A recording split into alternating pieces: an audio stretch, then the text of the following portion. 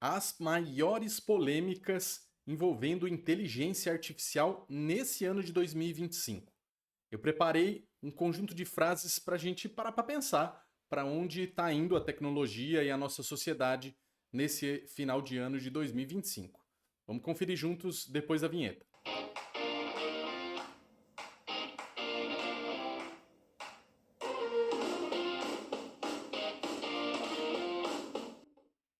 Fala galera, aqui é o Guilherme Massa, esse aqui é o Massa Demais, o canal para a gente falar de tecnologia, inovação, tendências e startups. E não poderia deixar de fechar o ano de 2025 falando das controvérsias aí que o pessoal das Big Techs, né, das grandes empresas de tecnologia, tem soltado ao longo do ano falando sobre a inteligência artificial. É fato que essa tecnologia já está acessível e evoluiu muito. Mas será que a gente está indo para um lugar realmente desejável como sociedade? Vamos conferir juntos. Começando já com frase, Sam Altman, fundador da OpenAI e criadora do ChatGPT, é rei aí dentro do nosso ranking das frases mais polêmicas. E ele falou há poucos dias atrás que hoje não consigo imaginar como seria criar um recém-nascido sem o ChatGPT. Cara, eu tenho 4 filhos e, enfim, dificilmente consigo entender o porquê que ele falou essa frase. Porque afinal de contas já existe um monte de ajuda aí para os pais, existem as pessoas que podem auxiliar, e acho que ele está tão envolto nesse mundo da inteligência artificial que de fato a pessoa começa a ficar meio que bitolada de que tudo hoje é feito via o ChatGPT. E digo mais, essa frase não foi dita num contexto de ironia, enfim, em que ele estava querendo, na verdade, dizer que todo mundo usa muito o ChatGPT. Não, ele de fato acredita que a ferramenta que ele desenvolveu auxilia hoje absolutamente qualquer coisa. Eu acho isso aqui, no mínimo, controverso. Mas tem mais do Sam Altman. Ele, em outubro, falou o seguinte: eu imagino que algo muito ruim vai ocorrer em breve por conta da tecnologia. Muito em breve, o mundo vai lutar contra modelos de geração de vídeo que podem criar deepfakes de qualquer pessoa. Na verdade, a gente já está vivendo um pouco isso, aí com os modelos aí do Nano Banana, com Sora, do próprio Sam Altman ali, né? Mas o fato é que, primeiro, a gente precisa parar para refletir que se o próprio fundador da OpenAI acredita que algo muito ruim vai chegar em breve, o que exatamente ele e nós todos estamos fazendo a respeito? Será que a gente só está apertando play e vai esperar ver essa coisa ruim chegar e não tendo nenhum tipo de controle? Não à toa, vale lembrar que o pessoal de concorrentes dele, em particular empresas de outras startups, né, de modelos de inteligência artificial, acabaram criando concorrentes justamente por não concordar com a visão do Sam Altman, que era basicamente dar toda a corda aí para o desenvolvimento da tecnologia sem muitos freios, né? Então é importante a gente parar para pensar nisso. E aqui falando sobre as pessoas, né, vamos dizer, fazer deepfake já é algo que a gente tem visto aí em larga escala na internet, nas redes sociais, mas eventualmente a gente pode cair em situações que vai ser difícil, inclusive, as pessoas se defenderem de algo que elas nunca fizeram. Guilherme, mas existem projetos para você entender que aquele arquivo foi um arquivo gerado por inteligência artificial. É verdade, mas em muitos casos a gente já vai ter o estrago feito, né? A informação está divulgada, o conteúdo está divulgado, e depois para desfazer aquela crença, né, popular ali vai ser muito difícil. E aqui ajuda a aumentar, inclusive, as polarizações que a gente já vive em muitos países do mundo. Então, atenção, no mínimo, também, de novo, aqui é controverso pensar que a gente está apostando tudo nesse tipo de empresa que o próprio fundador não confia aparentemente no próprio crivo ali sobre o futuro da humanidade. Aí saindo um pouquinho do Sam Altman, mas indo para outra figura super polêmica, o Elon Musk, fundador da XAI e da Tesla, e também da SpaceX, né? Aqui o trabalho se tornará opcional. A IA e os robôs humanoides vão eliminar a pobreza. Cara, pegou em duas coisas aqui realmente difíceis de acreditar, ainda mais, enfim, vindo da boca do Elon Musk, que é uma figura já bastante controversa aí, lembrando que no início desse governo do Trump lá nos Estados Unidos, ele fez parte ali do grupo, né, de pessoas próximas do Trump e saiu recentemente. É, aqui está falando sobre eliminar a pobreza, e vamos imaginar aí que muitos investimentos no mundo todo são feitos nesse sentido, mas ainda estamos longe, na verdade, nos indicadores da ONU para acabar com a pobreza, e talvez nem exista vontade política que isso aconteça. E do outro lado está considerando que o trabalho vai ser sim substituído por IA e por robôs e que a gente vai trabalhar se quiser. Parece filosoficamente difícil de acreditar em que a gente de fato vai, primeiro, desejar esse futuro, segundo, que se for opcional, quem vai querer trabalhar, né? E com qual objetivo, que não for, por exemplo, ganhar dinheiro ou, enfim, desenvolver o seu trabalho, colocar isso no mercado, enfim, a gente pode estressar bastante, mas no mínimo isso aqui é bastante polêmico de acreditar que, primeiro, isso vai de fato ser um futuro, e segundo, que de fato a gente vai querer estar nesse futuro. Elon Musk continua aqui na nossa lista. Em maio desse ano, ele disse o seguinte, ó, a alegação de que o Grok é o modelo da XAI, da empresa dele, nega fatos históricos deve-se a um erro de programação, não a uma negação intencional. Aqui ele estava sendo questionado sobre os vieses da plataforma, sendo que ele já foi muito questionado sobre isso quando ele adquiriu o X, né, o Twitter, de dar viés para o que aparece e o que não aparece nas timelines, enfim. Mas a IA deve ter a liberdade de questionar narrativas dominantes. E aqui é o ponto mais sensível da fala dele. Para além da primeiro trecho, que é verdade de certa maneira, enfim, a IA está repercutindo, tá usando, né, a informação que ela já coletou aí na internet, que fomos nós mesmos, pessoas que geramos, e daí se ela usa viés, enfim, se ela tem coisas preconceituosas, ela no fundo está bebendo da nossa própria fonte. Mas o fato é que, se ela deve ter liberdade de questionar as narrativas dominantes, existe uma grande discussão sobre o que isso quer dizer. Afinal de contas, de novo, Elon Musk, notadamente, foi uma pessoa ao longo do tempo aí com posições bem polêmicas, muitas vezes alinhadas bastante à direita, extrema direita, e quando ele fala de questionar narrativas dominantes, se olhar a prática do que ele fez ao longo da sua trajetória, em muitos casos tem a ver com ele dizer o que ele considera a narrativa correta. E a narrativa que ele traz muitas vezes foi bastante atacada, bastante questionada, justamente por muitas ocasiões fugir, né, de uma questão ética. Seguindo aqui, Mark Zuckerberg, fundador da Meta, o Facebook, né? Também tem modelo de inteligência artificial.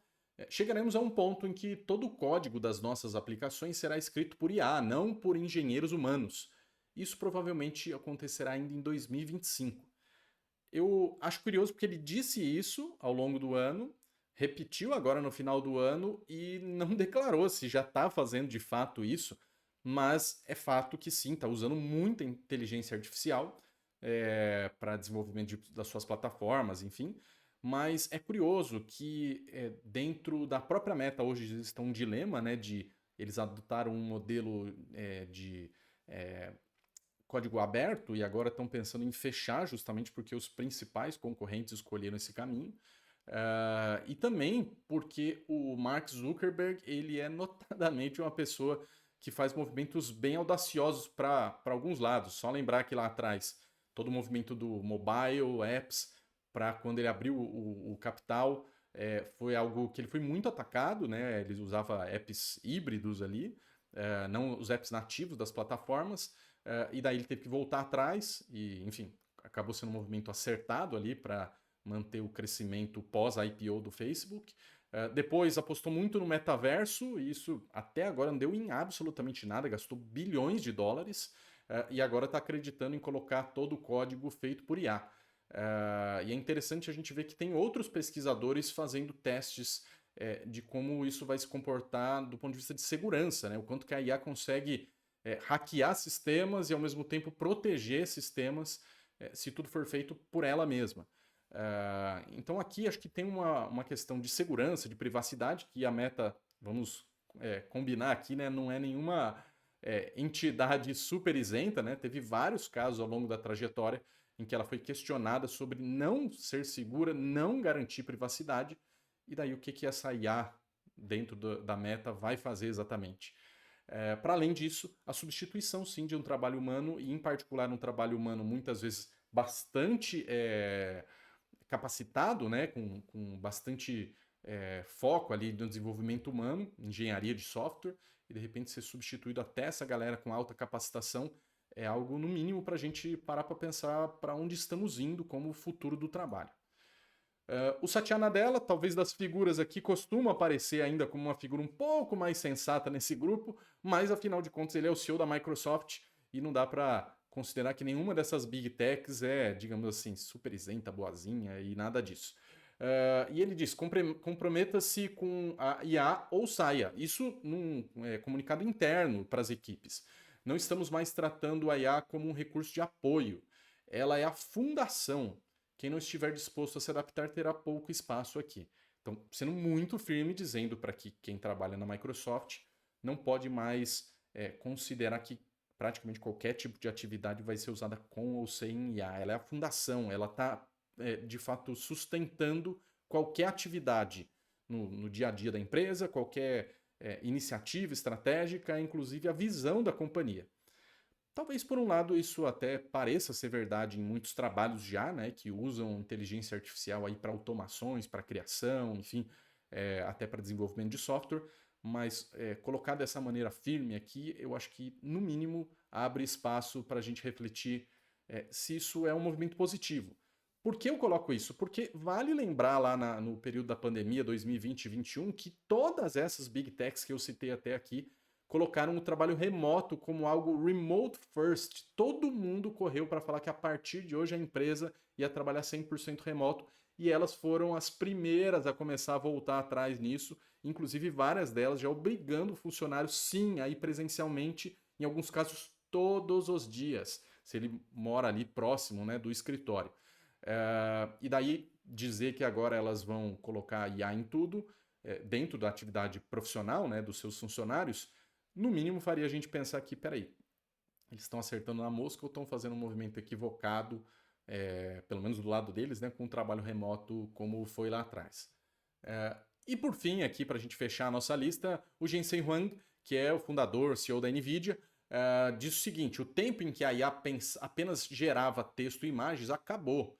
Entramos na era da IA física, máquinas que percebem, que raciocinam, que planejam e agem no mundo real. Cada nação precisa construir a sua própria. Vamos por partes. Primeira parte é verdade. As empresas estão começando uma corrida para os robôs humanoides e para outros dispositivos físicos em que a IA vai interferir na nossa rotina física, não só sentar na frente de uma tela e fazer prompts. Por outro lado, quando a gente pega a segunda parte, em particular aqui a última frase, né? Cada nação precisa construir a sua própria.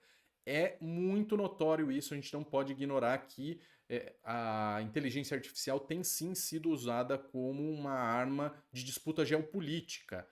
Os Estados Unidos, inclusive, estão tentando aprovar a retirada, né, a proibição de produtos da Huawei e também o DeepSeek nos Estados Unidos, encaixando naquela parte da legislação, toda a Constituição, que fala sobre segurança nacional. Né? E tem sido a muleta ali do Donald Trump para basicamente colocar qualquer coisa que ele acredite como debaixo desse paradigma de segurança nacional, muito parecido com isso a gente viveu lá atrás na Segunda Guerra, na época da Guerra Fria em particular.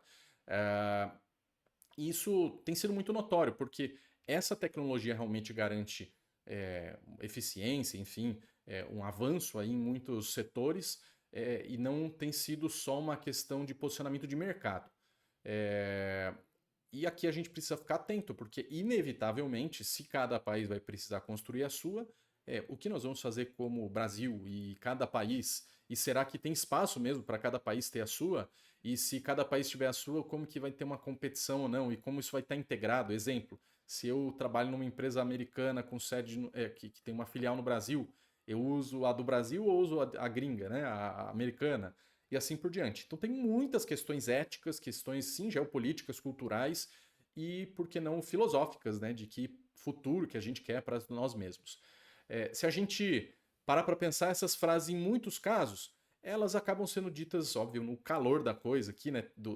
Das próprias Big Techs tentando vender os seus sonhos miraculosos, e é algo que tem sido bastante debatido aí, né? No fim, eles são defensores da sua própria, do seu próprio produto, mas que sim, a gente precisa estar atentos desses movimentos, porque eles sim impactam a nossa rotina, e eles podem estar levando a gente para um futuro que a gente não deseja.